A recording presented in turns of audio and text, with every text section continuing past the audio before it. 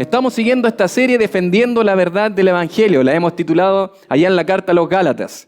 Hemos ya avanzado un poco y de alguna manera cada vez que volvemos a esta carta el Señor tiene mucho que enseñarnos, hay tantas verdades que extraer y esperamos que una vez más el Señor nos esté hablando a través de su palabra, que ese debe ser su mayor deseo al venir acá, ¿o no?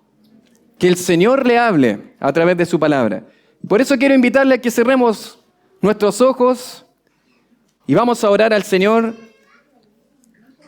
Y ahí en silencio quiero invitarle a que ore al Señor y le pida que Dios hoy hable a su vida a través de su palabra. Hable con su Señor.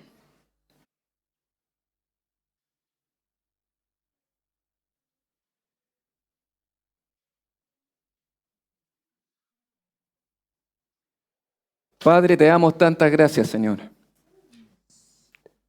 Qué privilegio tenemos, Señor, de poder alabarte, Señor, con estas preciosas alabanzas, Señor, cánticos a tu nombre, Señor. Expresar desde nuestro corazón, Señor, tanta gratitud, Señor, que tenemos hacia ti. Padre, gracias, Señor, porque no todas las personas tienen el privilegio de congregarse en un lugar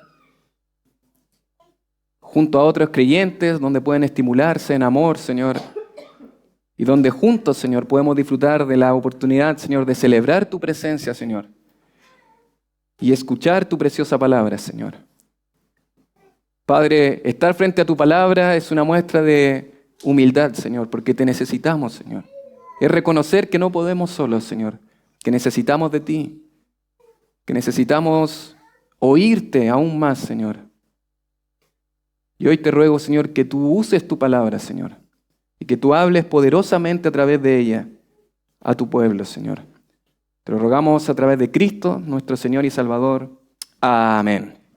A finales del siglo XVIII, una mujer llamada Isabella Baumfree nació como esclava en Nueva York, Estados Unidos. Nació y vivió como esclava.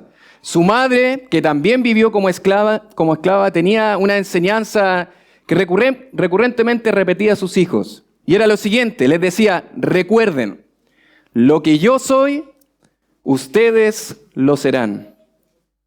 Recuerden, lo que yo soy, ustedes lo serán. Estas palabras no solo reflejaban la dura realidad de lo que es la esclavitud, sino también una verdad más profunda sobre la identidad que se transmite de generación en generación. Si una madre era esclava, sus hijos también lo eran. Y lo contrario también es cierto. Si una madre era libre, sus hijos también lo eran. Y esto es un poco lo que vamos a considerar en la palabra del Señor. Y quiero invitarle a abrir su Biblia ahí en Gálatas capítulo 4, versos del 21 al 31, que es la sección que nos corresponde el día de hoy. Y vamos a observar justamente esto, que el apóstol Pablo se vale de un relato del Antiguo Testamento para poder hacernos entender esta realidad. Y vamos a ir a Gálatas capítulo 4, versos del 21 al 31. Y dice así la palabra del Señor. Gálatas capítulo 4, versos del 21 al 31. Y dice así la palabra del Señor: decidme, los que queréis estar bajo la ley, ¿no habéis oído la ley? Dice el texto, porque está escrito que Abraham tuvo 2 hijos, uno de la esclava, el otro de la libre. Pero el de la esclava nació según la carne, mas el de la libre por la promesa. Lo cual es una alegoría, dice el verso 24, pues estas mujeres son los 2 pactos. El uno proviene del monte Sinaí, el cual da hijos para esclavitud. Este es Agar.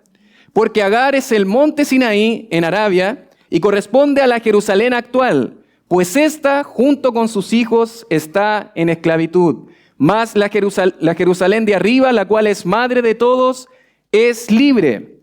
Porque está escrito: regocíjate, oh estéril, tú que no das a luz, prorrumpe en júbilo y clama, tú que no tienes dolores de parto. Porque más son los hijos de la desolada que de la que tiene marido. Así que, hermanos, nosotros, como Isaac, somos hijos de la promesa. Pero como entonces el que había nacido según la carne perseguía al que había nacido según el Espíritu, así también ahora. Verso 30 dice, mas, ¿qué dice la Escritura? Echa fuera a la esclava y a su hijo, porque no heredará el hijo de la esclava con el hijo de la libre. Verso 31 dice el texto, de manera, hermanos, que no somos hijos de la esclava, sino de la libre. Y el tema que hoy vamos a estar considerando es una pregunta, ¿eres hijo de esclavitud o hijo de libertad? Gálatas capítulo 4, versos del 21 al 31. Si usted observa, hoy hemos cantado justamente acerca de lo que es la libertad en Cristo. Pero es interesante porque estamos ya llegando al fin de lo que es la segunda sección de este libro, de una gran sección que son los capítulos del 3 al 4. Y si usted observa qué es lo que ha hecho el apóstol Pablo, ha hecho una defensa de lo que es la verdad del Evangelio. El apóstol Pablo escribe esta carta a varias iglesias del sector de Galacia, de alguna manera tratando de corregir las falsas enseñanzas que estaban habiendo en estos sectores. El apóstol Pablo ya había predicado el Evangelio, los judaizantes o estos falsos maestros estaban enseñando un falso Evangelio. ¿En qué consistía? En que aparte de creer en el Evangelio, aparte de depositar la fe en Jesús para salvación, había que hacer obras para ser salvo. Algo que es común el día de hoy también escuchar. Que la gente dice, si tú haces ciertos sacramentos, recibes gracia de Dios y eres salvo. La gente dice, si tú asistes a una iglesia, si haces buenas obras, vas a ser salvo. Y la gente de alguna manera trata de hacer obras para ganar el favor de Dios. Y Pablo dice, cuidado, no es así. El Evangelio no se trata de gracia de Dios, regalo de Dios, más obras. No, se trata solamente de una obra de Dios. Y eso es lo que el apóstol Pablo ha defendido. Si usted recuerda, hemos observado capítulo 1 y 2, el argumento personal del apóstol Pablo, que él defiende su ministerio porque estaba siendo cuestionado por los judaizantes. Capítulos 3 y 4, el apóstol Pablo ha, de alguna manera, de manera teológica o de manera posicional, ha defendido la verdad del Evangelio. ¿En qué consiste? En hablar de un concepto que es la justificación por la fe.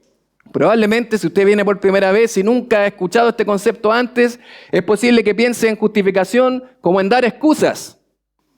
Pero eso no es justificación en la Biblia. Esta palabra habla de ser declarado justo delante de un tribunal. Habla de un estatus legal delante del tribunal de Dios. Dios es un juez justo, Dios castiga el pecado, Dios condena al pecador. Y de esa manera se presenta esta situación. ¿Cómo Dios puede rescatar a un pecador? ¿Cómo Dios puede salvar al pecador y seguir siendo justo? Y es justamente eso lo que el apóstol Pablo relata en esta sección, ayudándonos a ver de que la justificación por la fe es solamente a través de la obra que Cristo hizo. Yo jamás por obras puedo ganar el cielo, jamás por obras puedo ganar méritos delante de Dios. Solamente me queda ir a aquel que siempre hizo buenas obras, a aquel que jamás pecó en su vida, aquel que vivió una vida de obediencia perfecta, que es ¿quién? Jesucristo. Nuestro bendito Señor, y solamente depositando nuestra fe en Él es que somos salvos. Y en esta sección es donde estamos. Estamos ya pasando a la última parte, que es la sección práctica. Y acá, en esta sección, en el argumento posicional, hemos observado algunos argumentos. El apóstol Pablo primero se ha dirigido a los Gálatas apelando a su experiencia. Ellos creyeron por la fe, ellos por la fe depositada en Jesucristo fueron salvos, no haciendo obras, no haciendo un ritual. Y luego de eso el apóstol Pablo ha abierto la Escritura, ha dicho, ¿cómo fue salvo Abraham? ¿Se acuerdan? Abraham no fue salvo por la ley, porque la ley vino muchos años después. Fue salvo, ¿por qué? Por la justificación por la fe. Y luego el apóstol Pablo ha hablado de un argumento lógico. Pablo ha dicho, la promesa es superior a la ley. ¿Qué promesa? La promesa que Dios había hecho a Abraham de que en su familia, en su simiente iban a ser benditas todas las familias de la tierra. Eso, dice Pablo, es superior a lo que es la ley. Y luego de eso el apóstol Pablo ha hablado de un argumento histórico. Les muestra que ellos habían sido antes esclavos en sus prácticas, en su religiosidad, creyendo que por hacer cosas eran salvos, y él les dice, no, ustedes eso ya lo dejaron atrás y ustedes ahora son libres en Cristo. Uno de los temas que están ahí de manera constante en esta carta es la libertad que hay en Cristo. No vuelvan a la esclavitud. Y luego de eso, la semana pasada observamos que el apóstol Pablo abre su corazón y hace un ruego hacia sus oyentes. Les dice, por favor, Gálatas, por favor, no vuelvan a la esclavitud. Ustedes ya han sido salvos, ustedes ya son libres. ¿Por qué quieren volver atrás? Pero ahora estamos en una sección que para muchas personas es llamada probablemente la sección más difícil de la carta a los Gálatas, que tiene más discusiones y que algunos han tomado algunas posiciones al respecto. Se le ha llamado el argumento alegórico, pero esta misma expresión hace que sea un poco difícil y que comiencen a haber discusiones acerca de esto. ¿Será que lo que está ocurriendo acá es una alegoría? Si probablemente usted tiene un subtítulo ahí, que sabemos que eso no es inspirado por Dios, pero aparece un subtítulo que muchas personas han colocado ahí, probablemente dice algo como alegoría de Sara y Agar. Y esto lo han colocado muchas traducciones de la Biblia basados en lo que es el verso 24, que dice, lo cual es una, ¿qué cosa? Alegoría. Y es interesante porque la gran pregunta es, ¿qué es lo que Pablo está haciendo acá? Respondiendo a esa pregunta, tenemos el 90% de este texto ya ganado. ¿Qué hace Pablo acá? ¿Qué es lo que está haciendo? ¿Está haciendo una alegoría o está haciendo otra cosa? Y eso es lo que vamos a tratar de observar antes de adentrarnos en el texto. Pablo, una opción, y lo que algunos dicen es que Pablo está haciendo justamente una alegoría, porque muchas Biblias han traducido justamente en el verso 24 esa palabra como alegoría. Y esta es una de las posiciones, que Pablo interpreta un texto del Antiguo Testamento, toma un texto del Génesis, del Antiguo Testamento, toma esta sección de Agar y Sara y hace una alegoría de esta sección. Usted sabe que una alegoría es un significado profundo y oculto de algo. Es decir algo más profundo de lo que está diciendo literalmente. Es como si yo tratara de hablar de dos casas y yo escribí acerca de dos casas, dos construcciones materiales, concretas, pero alguien cuando lo está leyendo interpreta de que yo no estoy hablando en realidad de dos casas, sino que estoy hablando de algo más profundo, estoy hablando de los corazones. Pero yo utilicé la palabra casa. Pero alegorizar de alguna manera es eso, es buscar un significado más profundo y oculto de lo que el texto está diciendo. Muchas traducciones justamente tienen esta palabrita como alegoría. ¿Por qué?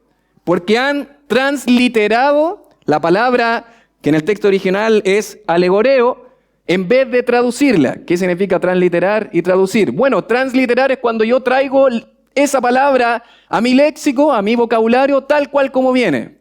Sí, así como la palabra neumáticos, por ejemplo, esa no es parte de nuestro vocabulario, pero ¿qué pasó?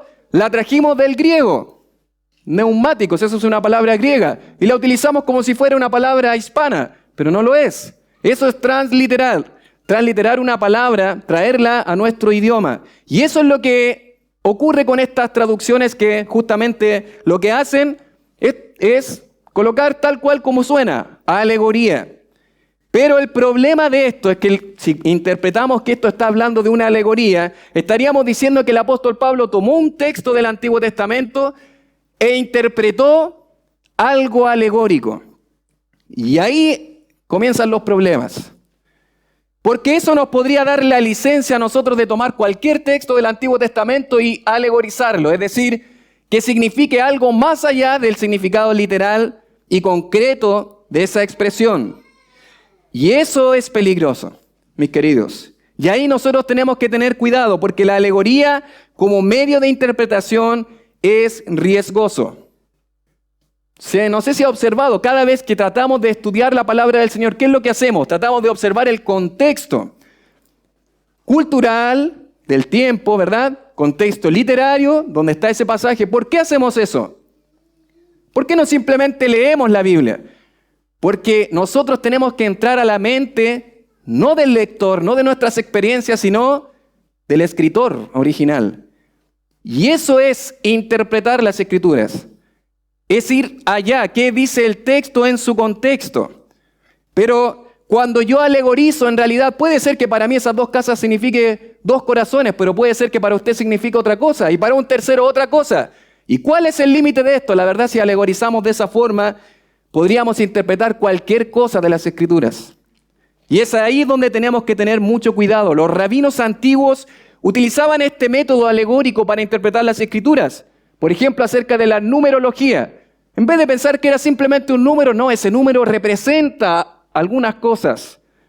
El número tiene tal o cual significado. Durante los últimos siglos, antes de la venida de Cristo, algunos eruditos judíos en Alejandría justamente utilizaban el sistema de la alegoría para interpretar la Biblia, y parte de eso adoptó el catolicismo justamente. Ellos veían el río Éufrates no como el río Éufrates, sino que era la fuente de las buenas costumbres. Uy, suena precioso.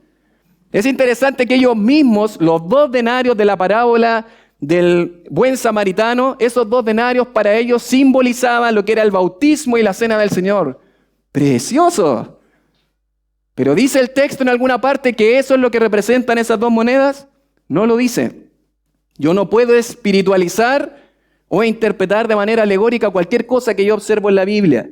El Papa Gregorio afirmaba que los hijos de Jacob representaban a los 12 apóstoles, sus amigos representaban a los herejes, sus 1000 ovejas representaban al pueblo fiel de Dios y sus 3000 camellos representaban a los gentiles perdidos.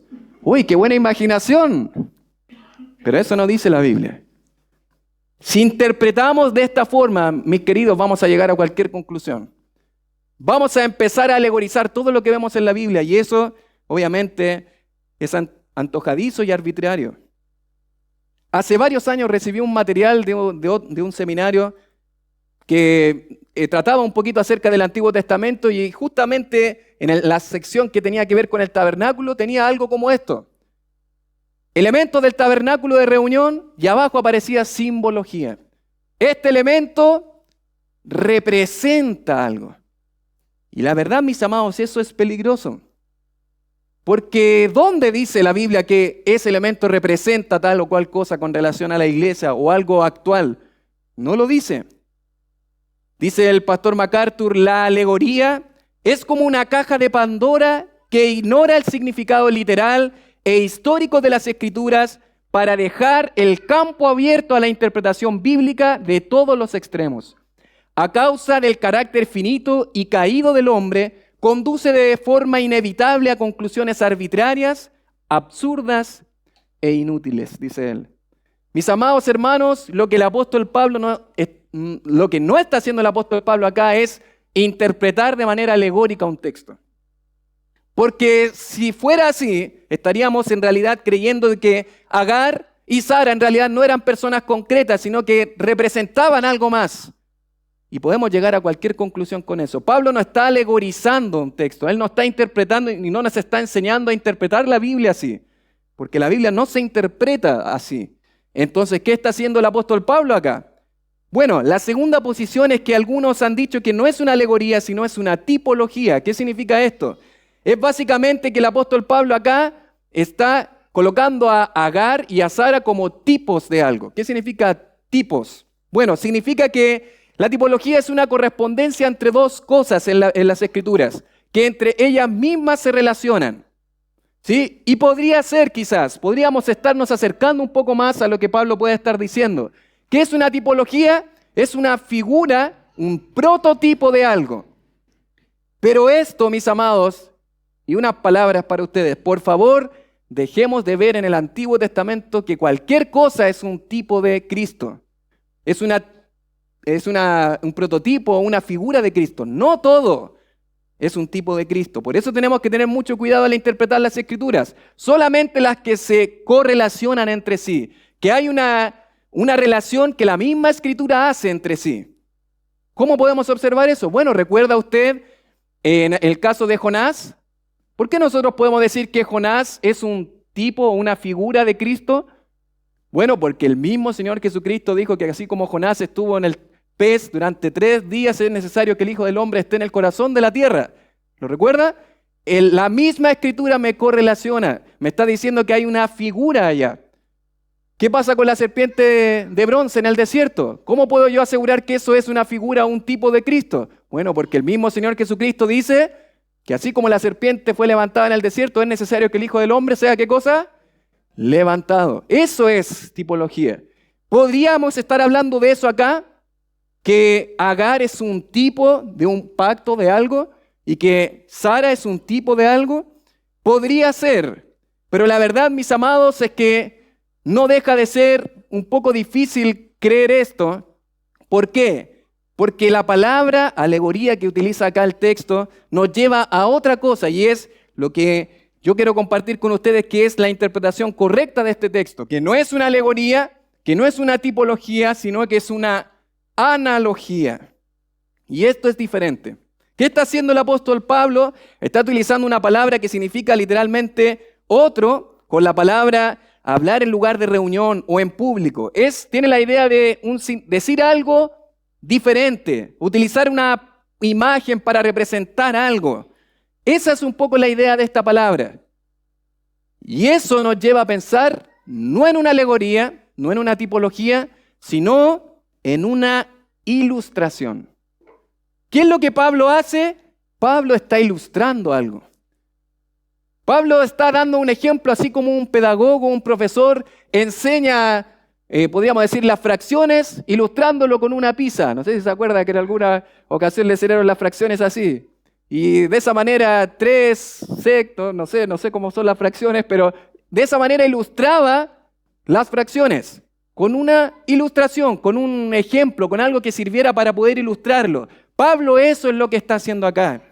Pablo toma un relato concreto, un relato histórico, un relato verdadero del Antiguo Testamento de Agar y Sara, y lo utiliza como ilustración, como analogía para lo que él quiere decir. Y si usted observa en el verso 21 dice, decidme los que queréis estar bajo la ley, ¿no habéis oído la ley? Pablo va a llevarlos a una ilustración que quiere fijarla en la ley. Interesante. Decidme los que queréis estar bajo la ley. ¿A qué se refiere esto? Los gálatas querían volver a los rudimentos, a la esclavitud, querían volver a creer de que por obras podían ellos ser salvos. Y Pablo dice, a ver, ustedes gálatas que están creyendo esto, ¿no habéis oído la ley? ¿No les suena parecido a alguien más que decía algo así?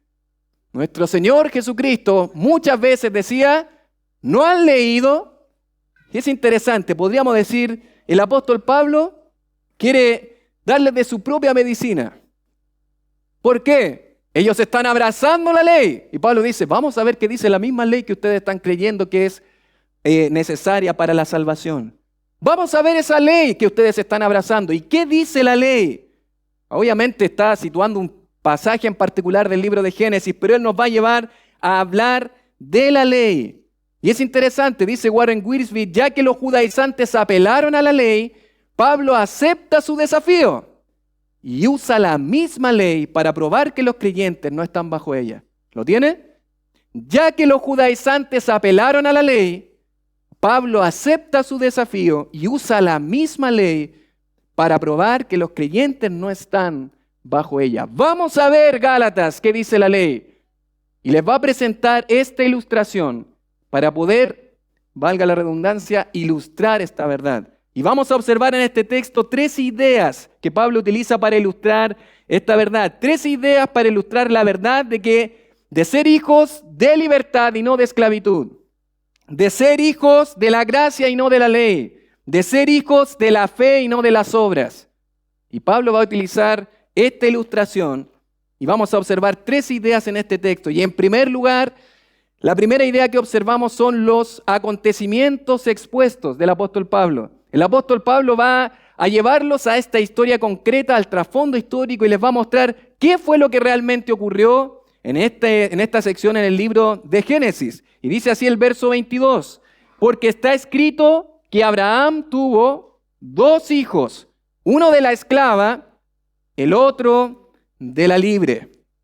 ¿Y qué está haciendo el apóstol Pablo? No da tanto detalle, pero él asume que la audiencia conoce. ¿No habéis leído la ley? Está apuntándolo a algo de que ellos lo más probable es que entendieran y conocieran y que probablemente nosotros lo hemos escuchado. ¿De qué está hablando el apóstol Pablo? Está situándolos en el acontecimiento histórico de lo que fue la promesa que Dios le hizo a Abraham, y en eso 2 mujeres, Agar y Sara, la esclava y la libre. Y vamos a observar brevemente, si usted observa capítulo 12 del libro de Génesis, Abraham tenía 75 años. 75 años cuando Dios le va a hacer una promesa que de su simiente iba a bendecir a todas las familias de la tierra. Si avanzamos al capítulo 16, vamos a observar que ya han pasado 10 años. 10 años han pasado desde que Dios había hecho esa promesa, que iba a tener un hijo, que de él iba a venir una gran nación. ¿Y qué pasó en 10 años? ¿Dios se olvidó de esa promesa? Bueno, eso es lo que se vieron tentados en esta ocasión Sara y Abraham. Si usted observa ahí Génesis capítulo 16, después de 10 años, dice el texto, capítulo 16, versos del 1 al 3, Sarai, mujer de Abraham, no le daba hijos, todavía no pasaba nada con la promesa. Dice, y ella tenía una sierva egipcia que se llamaba, ¿cómo? Agar. Dijo entonces Sarai a Abraham, ya ves que Jehová me ha hecho estéril. Te ruego pues que te llegues a mi sierva, quizá tendré hijos de ella. Y esto era una costumbre de aquel tiempo que, de alguna manera, si yo no podía tener una descendencia, mis esclavos, a través de una esclava o de un esclavo, se podría dar descendencia legítima. Pero el hecho de que fuera parte de la cultura no quiere decir de que eso era la voluntad de Dios. Porque Dios había dicho claramente que era a partir de Abraham y Sara. Y es interesante, la propuesta de Sarai, en este caso aún, hacia Abraham es, bueno, ten relaciones sexuales con mi sierva. Y desde acá va a salir la promesa. No, no era por ahí. Y dice, y Sarai, mujer de Abraham, tomó a Agar, su sierva egipcia, al cabo de 10 años que había habitado Abraham en la tierra de Canaán, y la dio por mujer a Abraham, su marido. Abraham no cuestiona, Abraham simplemente lo hace. En un afán, entre comillas, de querer ayudar a Dios. Pero eso no era, en realidad, de donde venía la promesa. A continuación, un año después, a los 86 años, en el capítulo 16, un poquito más abajo, observamos que va a dar a luz a Agar. Y dice en el verso 4 en adelante del capítulo 16, y él se llegó a Agar, la cual concibió, y cuando vio que había concebido, miraba con desprecio a su señora. Entonces Sarai dijo a Abraham, mi afrenta será sobre ti.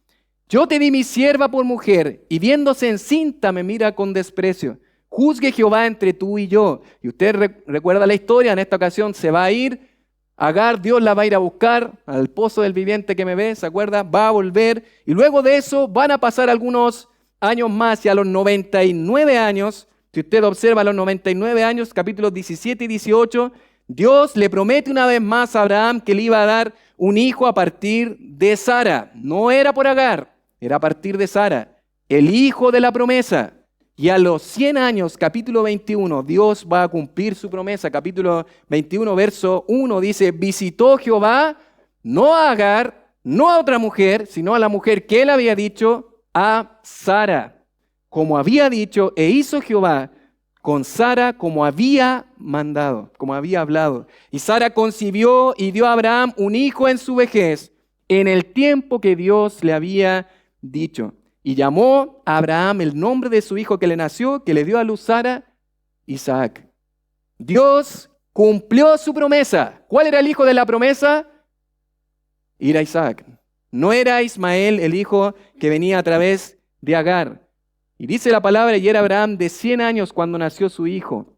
Pero luego de eso tenemos un dato más, cuando Abraham ya tiene 103 años. Capítulo 21 del 8 al 14. ¿Y qué es lo que ocurre acá? La ceremonia del destete de Isaac es justamente la ocasión en la que vemos que Ismael, que era mucho mayor, comienza ¿a qué? A despreciarlo, a burlarse de él. Y es en esta oportunidad en donde dice la palabra del Señor ahí en el capítulo 21, verso 8, y creció el niño y fue destetado. E hizo Abraham gran banquete el día que fue destetado Isaac. Y vio Sara que el hijo de Agar, la egipcia, el cual ésta le había dado a luz a Abraham, se burlaba de su hijo Isaac. Por tanto dijo Abraham, echa a esta sierva y a su hijo, porque el hijo de esta sierva no ha de heredar con Isaac mi hijo. Este dicho pareció grave en gran manera a Abraham a causa de su hijo. Es interesante. Podríamos decir, esto no era el plan original de Dios. Podríamos hablar quizás de que él no era el hijo de la promesa, pero no podemos negar que Abraham amaba a su hijo. Dice a Abraham que esto le dolió. Y dice, echa a tu sierva y a su hijo. Este dicho pareció grave en gran manera a Abraham a causa de su hijo. Entonces Dios dijo a Abraham, no te parezca grave a causa del muchacho y de tu sierva. En todo lo que te dijere Sara, oye su voz, porque en Isaac te será llamada descendencia. ¿Qué tenemos acá? Pablo toma esta historia y va a decir, bueno, había una mujer llamada Agar, esclava. Había una mujer llamada Sara, libre. De Sara hay un hijo llamado Ismael. O sea, de Agar hay un hijo llamado Ismael, de Sara hay un hijo llamado Isaac. El hijo de la esclava, el hijo de la libre. Y eso es lo que Pablo está citando acá y que va a decir en el verso 23, pero el de la esclava nació según la carne, más el de la libre por la promesa. El hijo de la promesa era realmente Isaac. Y ahora la gran pregunta es, ¿qué es lo que Pablo va a hacer con esto, con este relato histórico, con estos acontecimientos que ha expuesto? ¿Qué representa la esclava y la libre? Bueno, eso nos lleva a la segunda idea de este texto. No solamente observamos los acontecimientos expuestos, sino también, en segundo lugar, la analogía explicada. No solamente los acontecimientos expuestos, sino también la analogía explicada. Ahora el apóstol Pablo, versos del 24 en adelante, va a entrar a decir qué significa Agar, qué significa Sara en esta ilustración que Pablo está haciendo. Y va a decir en el verso 24, lo cual es una alegoría. Y está ilustrando. Agar representa algo, Sara representa otra cosa. ¿Y qué representa? El texto lo dice. Pues estas mujeres, ¿qué cosa dice? Son los dos pactos. Son los dos pactos. De alguna manera lo que va a hacer este texto, capítulo 4, versos del 24 en adelante, nos va a mostrar, por un lado, la esclavitud y por otro lado, la libertad. Podríamos llamarle el pacto de Agar y el pacto de Sara. ¿Qué características tiene el pacto de Agar? Bueno, el Agar ilustra o representa el antiguo pacto, el pacto de la ley. ¿Qué significa esto?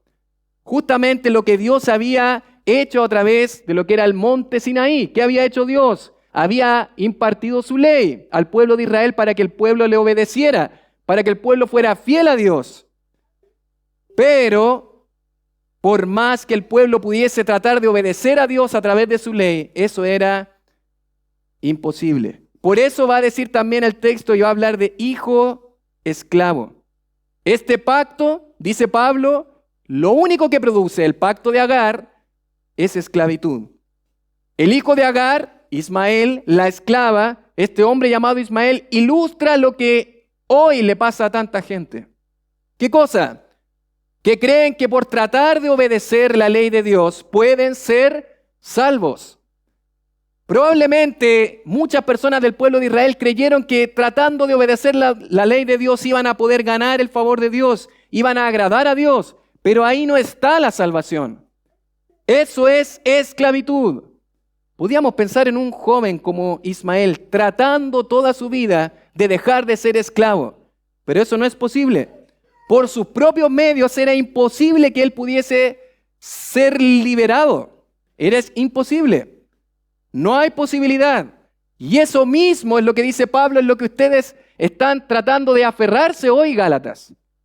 Y es lo mismo que muchas veces nosotros creemos que puede ser propicio para nuestra salvación. Creer que haciendo cosas puedo ser salvo. Creyendo que asistiendo a una iglesia puedo ser salvo. Que haciendo obras de caridad puedo ser salvo. No, no es ahí. Ahí no está la libertad. La gente muchas veces allá afuera dice, no, yo no quiero nada con Dios, yo quiero ser libre. Pero tan pronto observamos sus vidas y nos damos cuenta que esa libertad a la cual ellos llaman es esclavitud. Es libertinaje, es hacer lo que a mí me plazca. Pero si analizamos su vida, hay distintos pecados que lo tienen, ¿qué cosa? Atrapado, esclavizado. Y eso es el pacto de Agar. Eso es lo que Pablo trae como ilustración. Ese pacto, ahí no hay libertad, ahí hay esclavitud. Ahí eres prisionero, tratando de hacer cosas para ser salvo. Sin embargo, por otro lado, Pablo habla del pacto, podríamos llamarlo de Sara. Sara ilustra o va a representar un pacto diferente, que podemos llamarle pacto de libertad o de gracia. ¿Qué significa la palabra gracia? Significa un regalo inmerecido de parte de Dios. Y ese pacto es diferente. Isaac, el hijo de la promesa, ilustra un pacto diferente. Es un pacto de libertad. Los judaizantes en Galacia trataban de subvertir a los judíos creyentes para que volvieran a esa esclavitud, a los rituales, a ceremonias. Pero ahí no, ahí hay esclavitud. Sin embargo, cuando hablamos de lo que es el pacto de libertad, de la gracia de Dios, de la obra de Dios, bueno, ahí sí hay libertad. Mis queridos hermanos, ¿en qué consiste la libertad? No en las cosas que nosotros podamos hacer. Consiste en que yo pueda reconocer delante de Dios en que no hay nada que yo pueda hacer para poder ser salvo. ¿Recuerda usted en el Evangelio de Mateo cuando habla de aquellos que reconocen su bancarrota espiritual? Bueno, a eso nos lleva este pacto de gracia, este pacto de libertad. ¿A qué nos lleva? A pensar de que yo no puedo, por más que intente hacer obras, no puedo ganar el favor de Dios.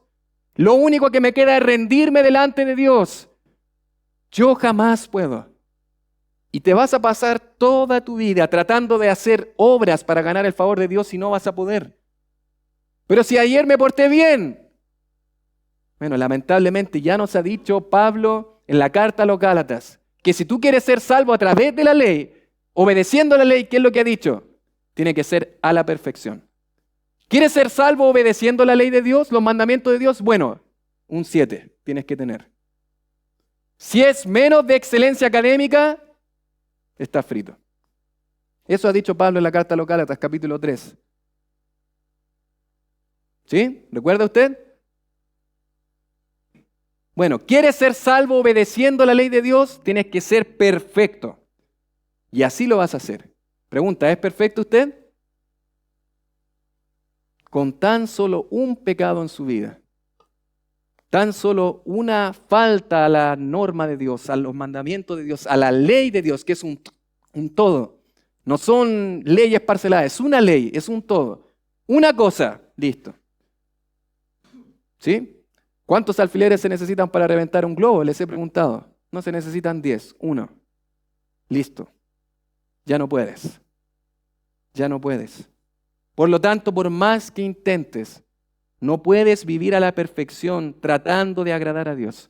Gente de muchos círculos, sectas, de muchos grupos, esto es lo que tratan de hacer toda su vida. Participar de una organización, hacer buenas obras, hacer obras de caridad, pero mientras más lo hacen, menos seguridad tienen. Y yo he estado rodeado de muchas personas que tienen estas creencias y les he preguntado, ¿pero tienes tú una seguridad personal en tu vida de que eres un hijo de Dios? No, es que eso depende de Dios. Hay inseguridad. ¿Por qué? Porque si yo miro mis obras, siempre voy a estar inseguro. Siempre. Y la pregunta para ti hoy, ¿con cuál te sientes identificado? ¿Ismael o Isaac? ¿Esclavitud en tus obras o haber depositado tu fe en la persona de Cristo? Ismael, Isaac, ¿hijo de esclavitud o hijo de libertad? ¿Qué eres tú? ¿Eres esclavo de tus pecados o eres libre en Cristo? Dice la palabra del Señor en Juan 8:36, precioso texto. Así que si el Hijo os libertare, ¿qué dice el texto? ¿Qué cosa dice? Seréis verdaderamente libres.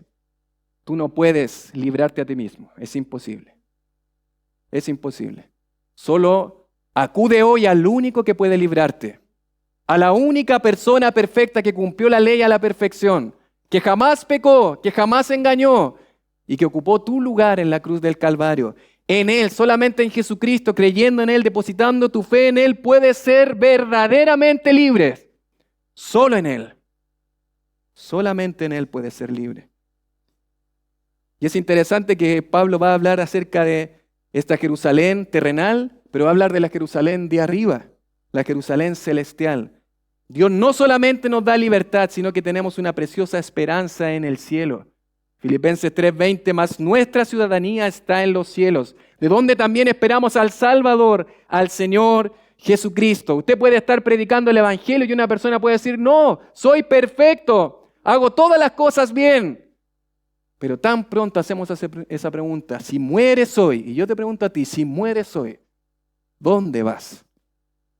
¿Tienes esperanza eterna? ¿A dónde vas si hoy partes de esta tierra? Porque desde el momento que naciste, comenzó a correr el reloj de la muerte. No tienes seguro del día de mañana. No tienes seguro si vas a terminar tus estudios, si vas a ser un hombre profesional. No tienes asegurada tu vida. Lo único que tienes seguro en tu vida es tu muerte. Y la pregunta es, ¿dónde vas? ¿Dónde pasarás tu eternidad?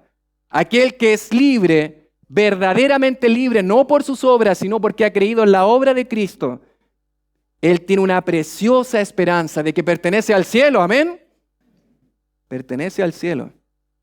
Hebreos 12:22 dice, sino que os habéis acercado al monte de Sión, a la ciudad del Dios vivo, Jerusalén la celestial, a la compañía de muchos de millares de ángeles. ¡Qué preciosa esperanza! Y te vuelvo a preguntar, ¿qué pasaría si hoy mueres? ¿Tienes seguridad en tu vida? Porque tus obras no te aseguran nada. El portarte bien no te asegura nada. El que tus padres o tu madre te llame es un buen hijo no te asegura nada. Porque todas las mamás creo que dicen eso. Eso no te asegura. Porque no podemos por obras ganar el favor de Dios. ¿A qué Jerusalén perteneces? Y Pablo va a citar Isaías 54:1 diciendo, porque está escrito, regocíjate, oh estéril, tú que no das a luz, prorrumpe en júbilo y clama, tú que no tienes dolores de parto, porque más son los hijos de la desolada que de los que tiene marido. Estas palabras fueron escritas en el tiempo de Isaías, capítulo 54, en el contexto acerca de los exiliados judíos en Babilonia. Pero Pablo las aplica aquí con relación a Sara, la mujer estéril, que tenía un obstáculo insuperable con respecto a poder tener un hijo. ¿Y por qué Pablo cita este texto? Dice alguien, así como la nación que se encontraba bajo cautiverio en Babilonia recibió mayor libertad y abundancia, también llegarían los frutos de la libertad espiritual a quienes padecían bajo el cautiverio de la ley y su castigo inexorable, la muerte. Por lo tanto, ¿qué está diciendo Pablo? Bueno, de la misma forma que se gozó Sara, que se gozaron los judíos después del periodo del cautiverio, mis amados hermanos, debe producirnos gozo, nuestra libertad en Cristo. ¿Tiene gozo hoy? Goces en la presencia de Dios. Porque esto nos debe llevar a una adoración personal delante de Dios, a gozarnos en su presencia, porque yo no podía hacer nada, pero Él lo ha hecho todo a través de la persona y la obra de Cristo. ¿De quién eres hijo? ¿De la esclava o de la libre? ¿De quién eres hijo? ¿Será que lo único que has buscado en tu vida es tratar de hacer obras para sentirte bien? ¿O puede ser que estás haciendo que eres libre porque tú haces lo que tú quieres? Y tú sientes, yo soy libre, yo hago lo que yo quiero, lo que a mí me plazca. Déjame decirte que eres un esclavo si piensas así. Y que necesitas hoy libertad. Y esa libertad, mi querido amigo, que hoy nos visitas, esa libertad no la puedes tener por ti mismo. No puedes, necesitas a alguien, necesitas a Cristo hoy. Aunque digas que eres libre, probablemente eres esclavo de la mentira. Aunque digas que eres libre, probablemente eres esclavo de la avaricia. Probablemente eres esclavo de la murmuración, de la lujuria, del egoísmo. Entonces, querido amigo, yo te invito hoy a que acudas al único que puede librarte, a Jesucristo. Solo en Él tendrás libertad. Si el Hijo os libertare, seréis verdaderamente libres. Ahora bien, la pregunta es, ¿a qué debe llevarnos el entender esta ilustración? Ya sabemos cuáles son los acontecimientos históricos. Agar, la esclava, Sara, la libre. Ya sabemos qué representan estas dos cosas. Sabemos que representa un pacto que es de obras a través de la obediencia a la ley, y el otro un pacto de gracia. Yo no puedo obedecer a la ley de Dios, tengo que humillarme delante de Él solamente para ser libre. Pero ahora, ¿a qué debe llevarme esto? Bueno, eso nos lleva a nuestra tercera idea de este texto, que es la aplicación esperada. Hemos visto los acontecimientos expuestos, hemos hablado de la analogía explicada, pero finalmente la aplicación esperada. Y dice el verso 28, así que está concluyendo esta idea y entregando una aplicación. Gálatas, ya les he dicho del relato histórico, ya les he hablado acerca de esta ilustración que representan estas dos mujeres, pero ahora él va a decir, así que, hermanos, nosotros, como Isaac, ¿qué dice el texto? Somos, ¿qué cosa? Hijos de la promesa. Si tú eres un hijo del Señor, si eres realmente un hijo de Dios, eres hijo ¿de quién? De la promesa. De la promesa, así como Isaac. Eres hijo de la promesa. Y Pablo sabe que ellos son sus hermanos. Él no ha dudado de su salvación. Saben que son amados hermanos en Galacia, pero que están de alguna manera tendiendo a seguir estas falsas enseñanzas. Pero él sabe que son hermanos. Dice el verso 29, pero como entonces el que había nacido según la carne perseguía al que había nacido según el Espíritu, así también ahora. Dice el verso 30 más, ¿qué dice la Escritura? Echa fuera a la esclava y a su hijo, porque no heredará el hijo de la esclava con el hijo de la libre. ¿Y qué aplicación entrega Pablo acerca de esta ilustración? Bueno, en primer lugar, debemos estar seguros de nuestra libertad. ¿Cómo cantó hoy día de la libertad de Dios? ¿Cantó con gozo, con pasión? Amados hermanos, somos libres en Cristo, no por nuestros medios, sino por la gracia de Dios. Por su preciosa gracia, ese favor inmerecido hacia el pecador. Yo no podía hacer nada para ser salvo, pero su gracia ha sido mayor en mi vida. Dice el verso 28, así que hermanos, nosotros como Isaac somos hijos de la promesa. Debemos tener una seguridad firme. ¿Por qué? Porque a veces podemos tener la tendencia de volver a creer de que por obras yo puedo ser salvo. ¿Y cómo puedo volver a creer eso? Bueno, a veces sutilmente queremos hacer cosas para ganar el favor de Dios. A pesar de que seamos ya hijos de Dios, a veces creemos que por hacer las cosas puedo ganar el favor de Dios. Y eso se llama legalismo. Nuestra motivación no debe ser ganar algo de parte de Dios. Debe ser la gratitud a lo que Dios ha hecho en mi vida. Algo que está rendido delante de lo que es el Evangelio. Pero también el apóstol Pablo va a decir que debemos estar alertas ante las falsas enseñanzas y echarlas afuera. Dice el verso 29 y 30, pero como entonces el que había nacido según la carne, es decir, Ismael, perseguía al que había nacido según el Espíritu, ¿se acuerda? El banquete, el día que fue destetado, Ismael molestaba, se burlaba, perseguía a Isaac. Bueno, él toma esta misma idea para ilustrarla y eso es justamente lo que les está pasando a los Gálatas. Los judaizantes, estos hijos de la carne, los falsos maestros, los están persiguiendo. Al punto que ya habíamos visto en los versos anteriores que los están celando. Quieren pretenderlos. ¿Y qué dice Pablo? Echa fuera a la esclava, así como en algún momento tuvieron que echar fuera a Agar y a Ismael. Echa fuera a todas esas personas que quieren negar el verdadero evangelio. Amados hermanos, Judas 3 vimos la semana pasada, que contendáis ardientemente por la fe. No permita, mi querido, que falsas enseñanzas comiencen a entrar acá. No permita que personas puedan empezar a decir que podemos hacer obras para ser salvos. Sectas que a veces comienzan a entrar, irrumpir. ¿Qué dice? Echa fuera. Echa fuera a la esclava y a su hijo. Echa fuera a Agar y a Ismael. Que no vivan entre nosotros, dice él. Defiendan la verdad del Evangelio. Amado hermano, defiende la verdad del Evangelio.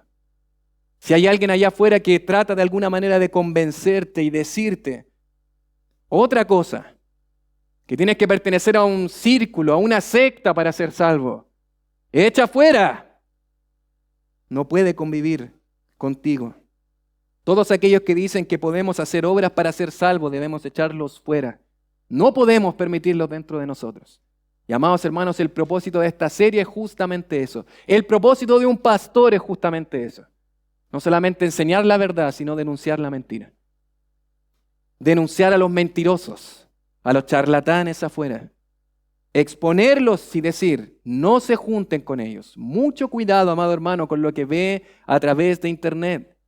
Mucho cuidado con aquellas enseñanzas de aquellas personas que parecen muy elocuentes, pero que en definitiva están enseñando un falso evangelio. Échalo fuera. Ten cuidado con lo que oyes. Ten cuidado con lo que miras. Defiende la verdad del evangelio. No permitas que viva el falso con la mentira. Debemos vivir, mis amados hermanos, ya hemos observado, debemos estar seguros de nuestra libertad, debemos estar alertas ante las falsas enseñanzas y echarlas fuera, pero debemos también vivir como libres y no como esclavos. Yo creo que probablemente usted está sintiendo más seguridad de su libertad y gozo hoy. Soy libre en Cristo. Qué preciosa bendición, que ya no tengo que hacer obras para ser salvo, que Cristo ya lo ha hecho todo, que depositando mi fe en Él puedo ser salvo. Pero mi querido, ¿vives como un libre? ¿Qué pasaría si podamos de alguna manera entrar a tu vida? Entrar a tus decisiones personales, a las cosas que tú solamente sabes. ¿Vería a alguien que realmente es libre del pecado? ¿O en la práctica eres un esclavo del pecado? Pablo justamente en el capítulo 5, verso 1, usted sabe que las divisiones en capítulos no es inspirada por Dios, pero probablemente el verso 1 va más dentro del capítulo 4 que del capítulo 5, porque Pablo concluye justamente lo que viene diciendo y dice, estad pues, ¿qué cosa dice? Firmes en la libertad con que Cristo nos hizo libres y no estéis otra vez sujetos al yugo de esclavitud. ¿Eres libre hoy? ¿Puedes decir amén? Amén. Bueno, vive como un libre. Vive como un libre. Pablo concluye diciendo, si esto es así, ¿por qué algunos de ustedes quieren volver a ser como Ismael? ¿Por qué algunos de ustedes quieren volver a ser como un esclavo que vivió en el desierto en la separación de Dios? Eso no tiene sentido. Si hoy eres libre, no vuelvas al desierto, no vuelvas a la esclavitud, no vuelvas a creer de que en ti puede estar la salvación. Pero no solamente eso, que tu vida refleje a alguien que ha sido libertado del pecado. Romanos capítulo 6, versos del 17 al 19 dice, pero gracias a Dios que aunque erais esclavos del pecado, habéis obedecido de corazón a aquella forma de doctrina a la cual fuisteis entregados. Y libertados del pecado, vinisteis a ser siervos de la justicia. Ya fueron libres del pecado. Dice Pablo, hablo como humano, por vuestra humana debilidad, que así como para iniquidad presentasteis vuestros miembros para servir a la inmundicia en algún momento, a todo lo que ustedes querían, hacer cuánta porquería querían hacer, a toda la inmundicia, a toda la pecaminosidad.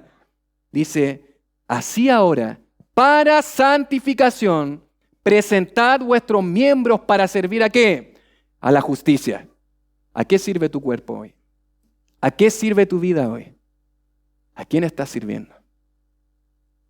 ¿Será que te estás revolcando de nuevo en la porquería, en el pecado?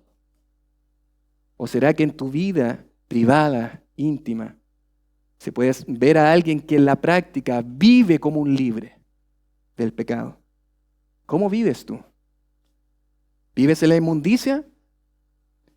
¿O presentas tus miembros en santificación delante de Dios, en santidad? Mi querido hermano, puede ser que tengas claro en tu mente que eres libre. Puede ser que tengas claro que no tienes que hacer obras para ser salvo. Puede ser que en tu mente tengas claro que realmente Cristo es el único que te puede dar verdadera libertad. Pero la pregunta, ¿cómo estás viviendo hoy? Algunas preguntas finales, mis amados, para ir finalizando. Hemos hablado de los acontecimientos expuestos, la esclava Agar, la libre Sara. La analogía ha explicado lo que significan estas dos mujeres, alguien esclavo, sin la posibilidad de ser salvo por sus propios medios, alguien libre, solamente siendo salvo por la gracia de Dios, y finalmente las aplicaciones que hemos observado. Y vamos a finalizar con algunas preguntas finales. Y la pregunta es, ¿eres esclavo o eres libre? ¿Has llegado a esa conclusión en tu vida? porque eso no te lo asegura cuántas veces vienes a la iglesia, o cuántas cosas buenas haces, o si eres o no un buen trabajador. Nada de eso te asegura. La libertad no te aseguran las cosas que tú puedas hacer, sino te lo asegura una persona que es Cristo. Si tú nunca has ido delante de Cristo en arrepentimiento y fe, hoy ve a Cristo. Solo Él te puede dar eterna libertad. ¿Eres como Ismael o eres Isaac? ¿Eres esclavo o libre? ¿Hijo de la esclava o hijo de la libre? ¿Hijo de esclavitud o hijo de libertad? ¿Has pensado eso en tu vida? ¿Vives creyendo que puedes agradar a Dios por tus obras? ¿O has reconocido que solo Cristo es el que puede darte libertad? ¿Cómo vives hoy? ¿Cómo vives tu vida? ¿Perteneces a la Jerusalén celestial? ¿Tienes la convicción de que si hoy mueres, vivirás en el cielo frente a tu bendito Salvador? ¿Tienes esa seguridad en tu vida? ¿Qué pasa si hoy mueres? ¿Dónde está tu esperanza? ¿Tienes seguridad? ¿Por qué no pensar en rendirse hoy delante del Señor en arrepentimiento y fe? Y si tú eres un hijo de Dios, mi hermano, ¿vives como la esclava o vives como la libre? ¿Vives como un esclavo o vives como alguien que ha sido libertado del poder del pecado en su vida? ¿Quién eres tú delante de Dios? Dos opciones, no hay término medio. Esclavo, libre, hijo de esclavitud, hijo de libertad. ¿Dónde estás tú hoy? Vamos a orar.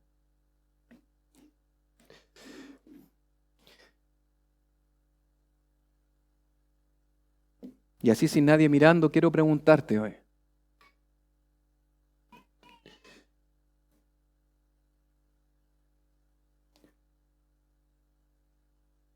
¿Tienes la seguridad de ser libre? ¿O realmente en tu intimidad y en tu corazón reconoces que sigues siendo esclavo? Eso solamente tú lo sabes, pero ¿sabe quién más lo sabe? Lo sabe Dios. Dios conoce tu corazón, conoce cada acto, cada pensamiento, aún aquellas cosas que ni siquiera tú conoces. Y la pregunta es, ¿tienes la seguridad de ya haber sido libertado del pecado? Si no tienes esa seguridad, yo te invito para que ores hoy delante de Dios y digas, Señor, reconozco que no puedo hacer nada para ganar tu favor. He intentado toda mi vida hacer obras y no lo he logrado. Pero reconozco que solamente en ti, solamente en Cristo puede haber salvación. Reconozco que solamente creyendo en Él, llegando delante de Él en arrepentimiento y fe, puedo tener seguridad eterna de salvación, de libertad. Y me humillo hoy delante de ti. Y dile al Señor hoy, sálvame, Señor. Sálvame, Dios. Ora en tu corazón y dile en tu corazón, Señor, sálvame de la esclavitud del pecado, Señor. De estas prácticas que llevo haciendo por años, que no honran tu nombre. Sálvame, Señor. Clama en tu corazón a Dios. Y si tú eres un hijo de Dios, si tú eres un creyente genuino, si tú eres verdaderamente libre, ¿hay algún pecado del cual eres esclavo hoy? ¿Que todavía sientes que eres esclavo? ¿Que no estás caminando en libertad? ¿Por qué no le dices al Señor, Señor, necesito de tu ayuda en mi vida? Necesito, Señor, de ti. Ayúdame, Señor. Yo te invito, mi hermano, a que te humilles delante de Dios hoy y le digas al Señor lo que hay en tu corazón. Confiesa tu pecado delante de Él. No dejes pasar más tiempo. Padre, gracias, Señor, por esta preciosa sección de tu palabra, a veces un poco densa, Señor, para nuestra mente limitada, Señor. pero que nos enseñe una verdad tan práctica, Señor. Que solamente hay dos opciones. O vivimos aún siendo esclavos de nuestra práctica, de nuestra religiosidad, de las cosas que creemos, obras o de nuestros pecados. O, Señor, si somos realmente libres. Padre, tu palabra nos ha enseñado que solamente en Cristo hay salvación. Y yo quiero rogarte, Señor, que si hay alguien aquí en este lugar que nunca en su vida se ha rendido delante de ti, Padre, que hoy el pecador se rinda. Y sabemos, Padre, que si confesamos nuestros pecados, tú eres fiel y justo para perdonar nuestros pecados y limpiarnos de toda maldad, Señor. Y hemos aprendido hoy en tu palabra que en Cristo somos verdaderamente libres. Padre, que hoy esclavos pasen a libertad, solamente por tu gracia y por tu amor. Gracias, buen Dios, por tu palabra. En Cristo nuestro Señor y Salvador. Amén.